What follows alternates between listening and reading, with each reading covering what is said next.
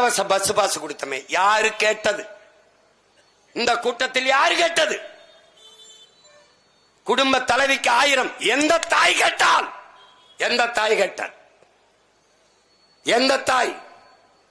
புரட்சி பெண் திட்டம். யாரு புரட்சி பெண்? யார்?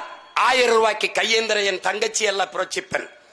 தன் மானத்திற்கு இழுக்கு வந்த போது தன்னை பாலியல் சீண்டலுக்கு ஆட்படுத்திய ஒருவனை, அவனை பற்றி புகார் அளித்தால் ஊடகம் தன்னை காட்டும். ஏசுவார்கள், பேசுவார்கள், இழிவு செய்வார்கள், நீதிமன்றத்தில் நிற்பார்கள், விசாரிப்பார்கள், தன்னை அசிங்கப்படுத்துவார்கள், தன் தன்மானத்திற்கு இழுக்கு வரும் என்று தெரிந்தும் அதை பற்றி கவலைப்படாமல் அண்ணா பல்கலைக்கழகத்திலே படித்த ஒரு தங்கை துணிந்து போய் காவல் நிலையத்தில் புகார் அளித்து என்னை ஒருவன் பாலியல் வன்கொடுமைக்கு ஆளாக்கினான், துன்புறுத்தினான் என்று துணிந்து சொன்ன மகள் தான் இந்த நாட்டிலே உண்மையிலே புரட்சி பெண்.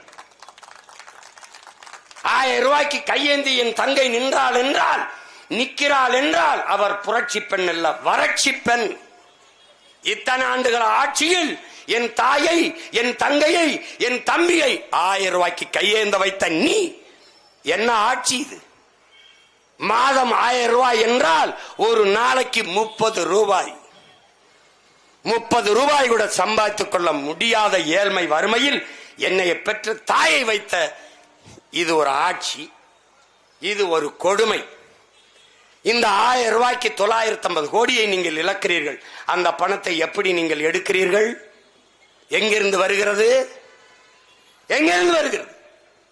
யாரு கேட்டது இலவச பஸ் பாஸ்?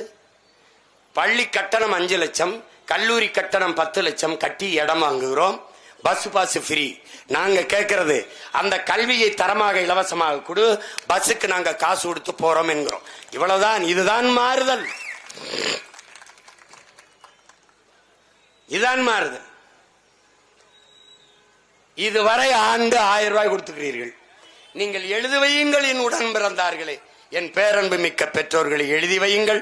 உங்கள் மகனுக்கு சொல்கிறேன், 26 தேர்தலை சந்திக்க வருகிற போது இதே திமுக குடும்ப தலைவிக்கு 2000 ரூபாய் 2500 ரூபாய் தருகிறோம் என்று அறிவிக்குதா இல்லையா என்பதை மட்டும் பாருங்கள். சொல்வார்கள். இவர்கள் ஆட்சியை விட்டு கீழே இறங்குதலுக்குள் 10 லட்சம் கோடியாக கடனாக்குவார்கள். செய்திகளை உடனுக்குடனும் துல்லியமாகவும் தெரிந்து கொள்ள சப்ஸ்கிரைப் பண்ணுங்க.